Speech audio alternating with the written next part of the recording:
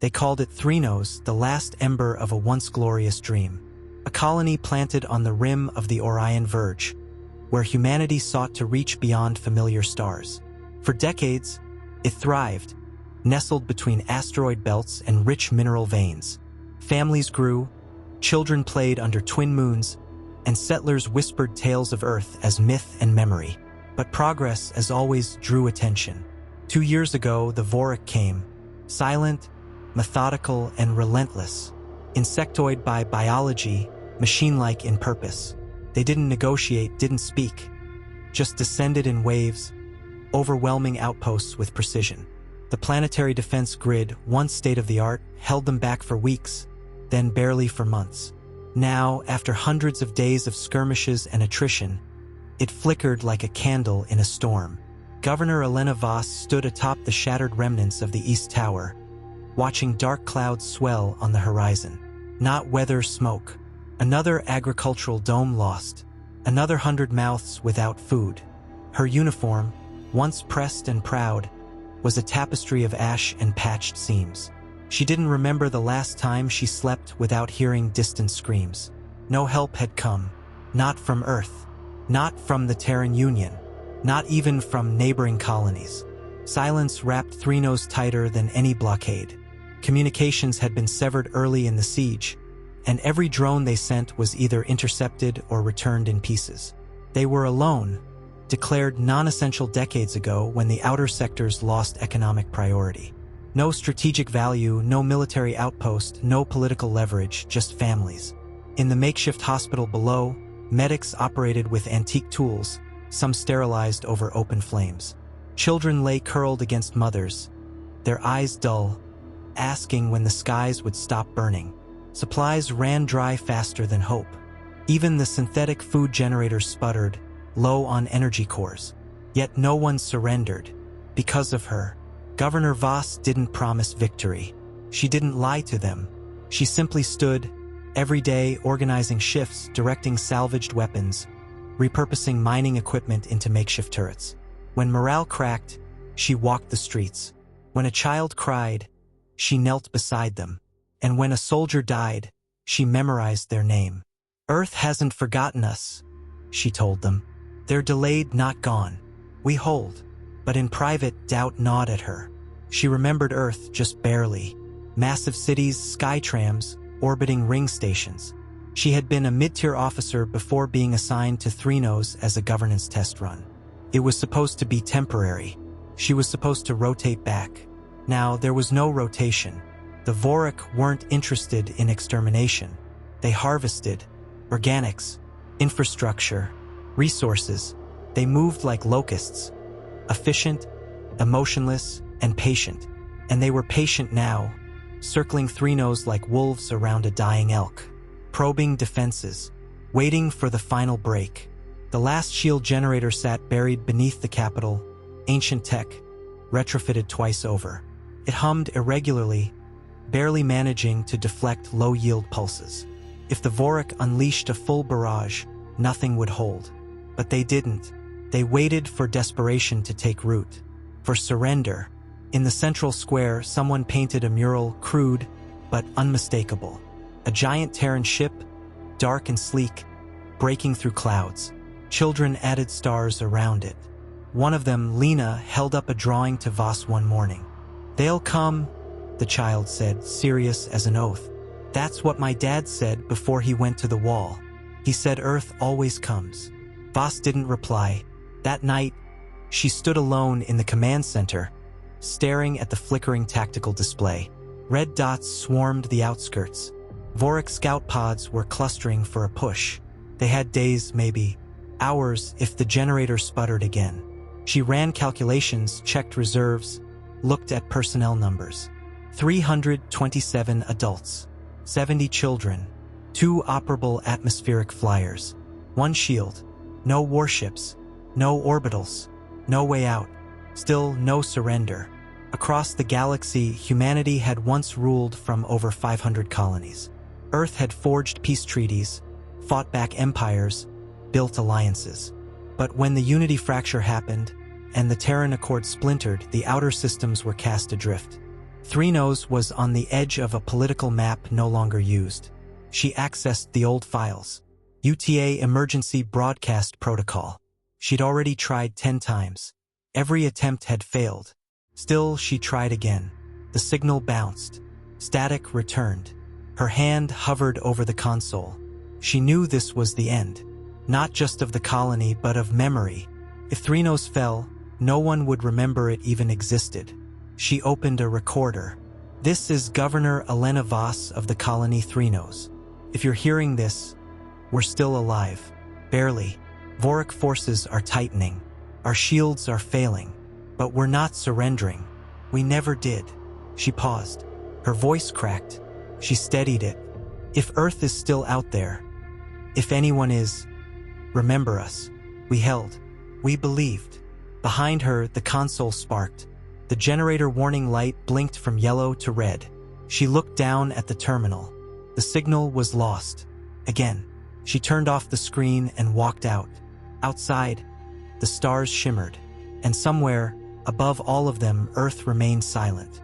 The night before the final push, the colony fell into an unnatural quiet. The kind of silence that doesn't bring peace, only expectation. The sky pulsed red with distant Vorik ships adjusting orbit, slowly preparing to descend. Below, the people of Threenos moved like ghosts. Ration packs were handed out without words. Old plasma rifles were cleaned one last time. Letters were written to no one. Governor Voss gathered her officers in the last reinforced chamber beneath the capital. No one asked about evacuation. There were no ships left capable of orbital travel. They all knew. This was the line. This was where it ended. She pulled up the last working relay array, an ancient satellite node hidden in the crust of the third moon, powered by decaying batteries. One shot left. Maybe two. We're sending the message again, she said. Even if it never reaches anyone, we send it. The techs stared at her. Then, one by one, they nodded. The message was prepared, cleaned of corrupted segments, updated with their current situation. Numbers, coordinates, remaining lives, power levels, Vorik fleet estimate. Then came the voice. Hers. She stood before the mic. This is Governor Elena Voss of the Threenos colony. If this message reaches any Terran vessel, any satellite, or any listening probe, this is not a call for rescue. This is a record. She paused. We are under siege by Vorik extraction forces. We are 70 hours from full breach. Our defensive systems are non-functional. Food is gone. Medicine is gone. But our people remain. We do not surrender. We never did. We will die human. She turned. Unexpectedly, little Lena stood in the doorway, clutching her drawing. Voss knelt beside her. You want to say something? The girl nodded. Voss lifted her to the mic. If you're from Earth, we waited for you. We still believe you'll come. My dad said Earth always comes. The message was compressed and encoded. The relay pulsed once, then went dark. Up above, Vorik Commander Kriltar floated aboard his organic command vessel. A grotesque amalgamation of chitin and electronics. The ship pulsed with hive thoughts. Thousands of minds operated in sync. He watched the broadcast fragment enter the void. His mandibles twitched. Human desperation, he hissed. Primitive hope. His second clicked a response. Should we intercept? Kriltar shook his head. Let them send their final prayer. No gods remain for them. The Vorik were not new to war. They'd harvested dozens of worlds, silenced hundreds of species. They studied humans like a puzzle, curious about their irrational optimism, their strange mythologies, their insistence on fighting even in loss. And yet, Kriltar knew one thing: Earth was done. The galaxy had watched it crumble after the Unity fracture. Splintered governments, bickering alliances, a retreat inward. The great Terran fleets, lost in deep space or scavenged for parts. Threenos would not be saved. It would be forgotten. But on the surface, the colony didn't act like prey. In the old mining tunnels, explosives were rigged. Traps were set. Gravity wells were activated. Even children helped, carrying parts, running messages, patching armor. Their fear had transformed into focus. Voss stood before them, no grand speech, just a look. One that said, "We fight, and if we fall together." And then the storm began.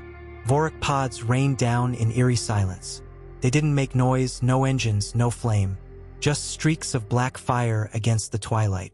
The first waves landed outside the capital walls. The auto-turrets sparked to life, mowing down drones. Trap fields lit up. Mines detonated. For a brief moment, the humans held. Then the Vorik adapted. They always did. Crawlers breached the south tunnel, melting through steel. Flyers darted across the rooftops, firing pulses into defensive lines. The energy shield blinked, flickering like a heartbeat. And then, with a long sigh of failure, it collapsed. Voss screamed into the comms. "Fall back to central defense grid. Hold the line." People ran. Some didn't make it. The Vorik surged, a tide of claws and steel. In the command chamber, an officer stared at the last functioning monitor. A blip appeared, then vanished, then returned.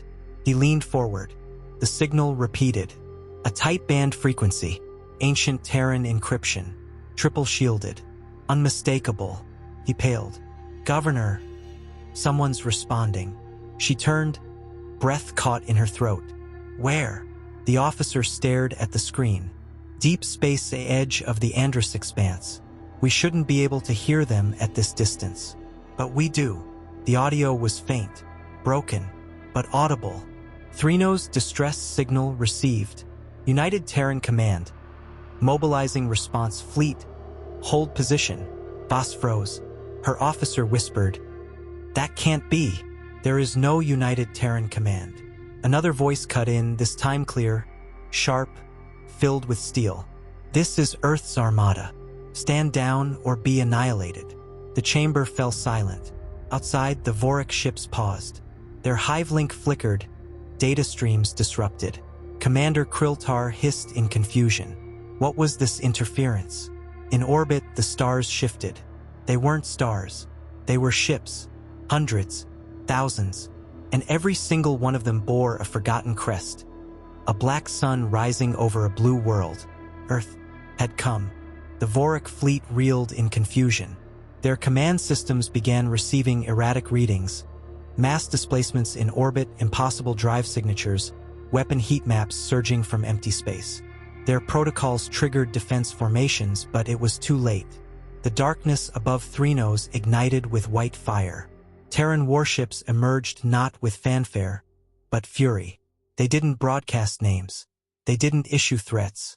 They simply fired. The first strike vaporized the Vorik command vessel in high orbit.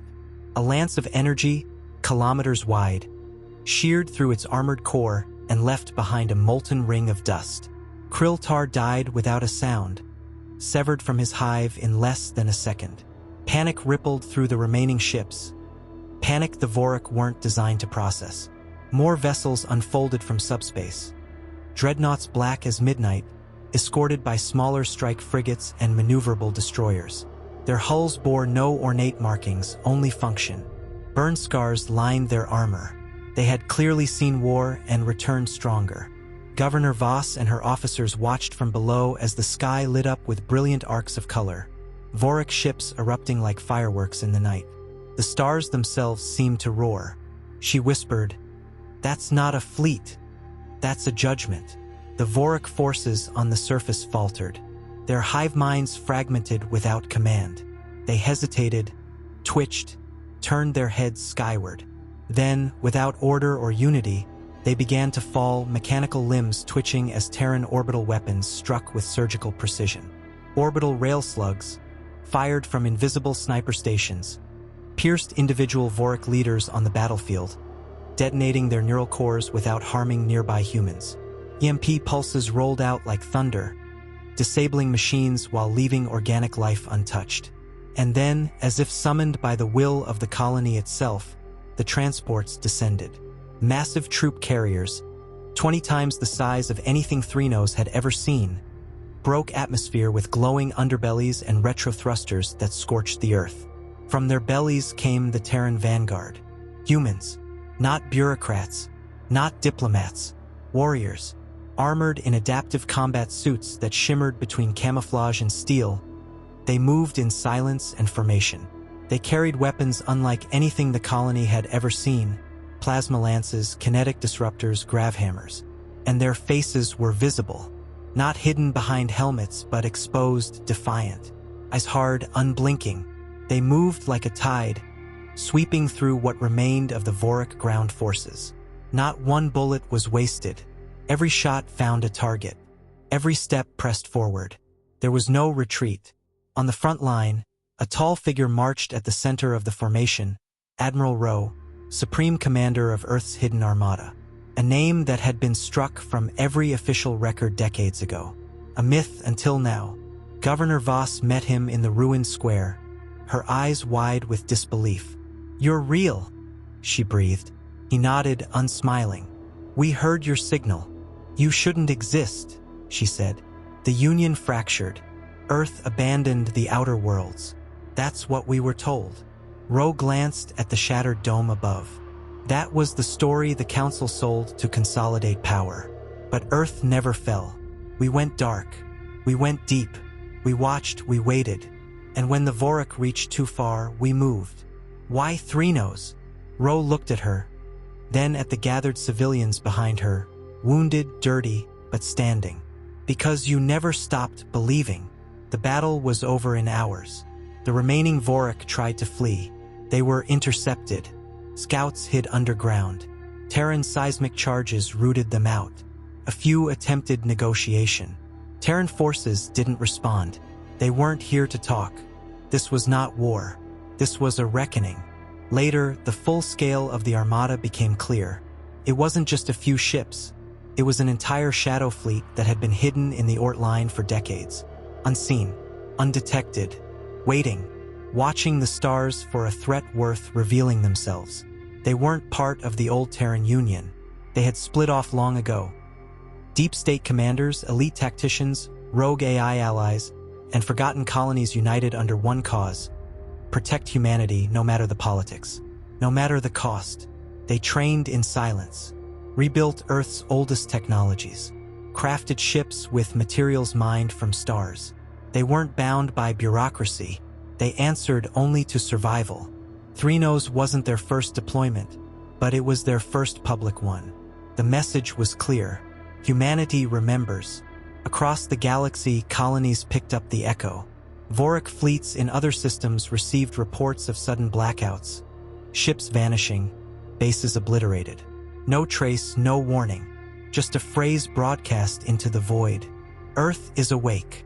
Governor Voss stood with Admiral Ro, watching as the last Terran ships descended to deliver aid. Real food, real medicine, energy cells, engineers, teachers. They had come prepared not just to save, but to rebuild. Voss looked up, eyes shimmering. "You heard a child's voice and came?" Ro smiled faintly. It wasn't just the voice. It was what followed it. The line, "We still believe." That phrase triggered a protocol buried 50 years ago. One meant to awaken the Armada when Earth's light was most needed. He turned to her. "You lit that fire." And as survivors gathered in the square, as medical teams rushed in and repair bots began reconstruction, one truth burned through every heart on Threnos. They hadn't been forgotten. They had endured. And Earth had answered. The sun rose over Threnos for the first time in weeks without smoke choking the sky. The horizon, once marred by Vorik landers and burning domes, now shimmered with the silhouettes of Terran medical crafts and mobile reconstruction platforms. The air tasted different. Cleaner, sharper, full of ozone and quiet awe. But even in victory, questions remained. Governor Voss stood before the central plaza, its broken stones now filled with makeshift shelters and medical tents, as Admiral Ro convened a council. Not just a military one, but of minds, engineers, logistics officers, cultural analysts. They moved with precision, yet nothing felt rushed. The Armada hadn't come to rescue Threnos and leave. They had come to stay, to anchor. "I don't understand," Voss admitted, standing beside Ro. "You didn't just come to fight. You came ready to rebuild a civilization."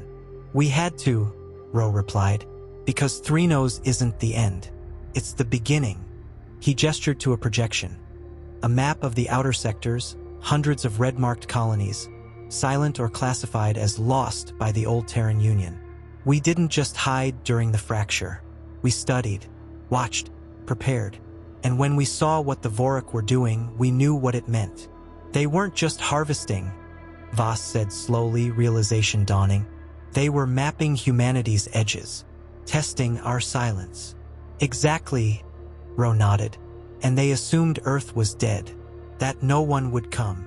He turned to her fully. That's why we waited. Not to hide out of fear, but to make sure, when we did strike, there would be no doubt left in the stars that humanity still ruled its fate. Word of Threnos spread like wildfire. The relay towers, once thought destroyed, were reactivated using tech delivered by the Armada. Messages flooded out in every direction. Not just calls for help, but records.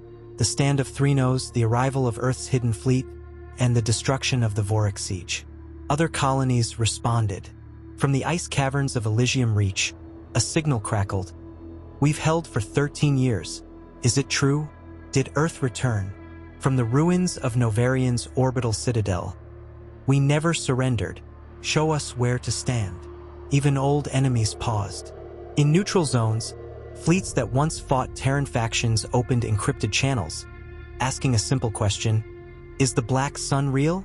Earth's Armada didn't respond with speeches. They responded with action. Convoys departed from Threnos within the week, pushing toward forgotten colonies. A new code was broadcast, an ancient Earth phrase, once used to signal defiance during Earth's early wars: Terra Invicta, the unconquered Earth. Governor Voss found herself swept into the new movement. She wasn't just a survivor now. She was a symbol. The woman who kept the colony standing with grit and belief. The girl with the mural. The people who refused to yield. They weren't statistics. They were the proof of human resilience. Children who once feared the sky now ran toward it, watching Terran soldiers unload supplies and teach them how to pilot recon drones. Farmers learned how to re-engineer soil with nanotech enhancers. The sick were healed. The broken were rebuilt. Still, not everything could be undone. Mass graves were dug. Names were carved into steel. Voss read each one. The price of endurance was always high, but now, at least, it meant something. Admiral Rowe gave her a file one evening. Inside were pages, actual paper, rare these days. "What's this?" she asked. "A request," he said. "We're reforming the Terran Council. A real one this time, built from the edges, not from the core. We want you to sit on it." Voss stared at the papers. Her hands trembled, not from fear, but from the weight of possibility. "I'm not a politician," Rowe smiled. "That's exactly why we want you."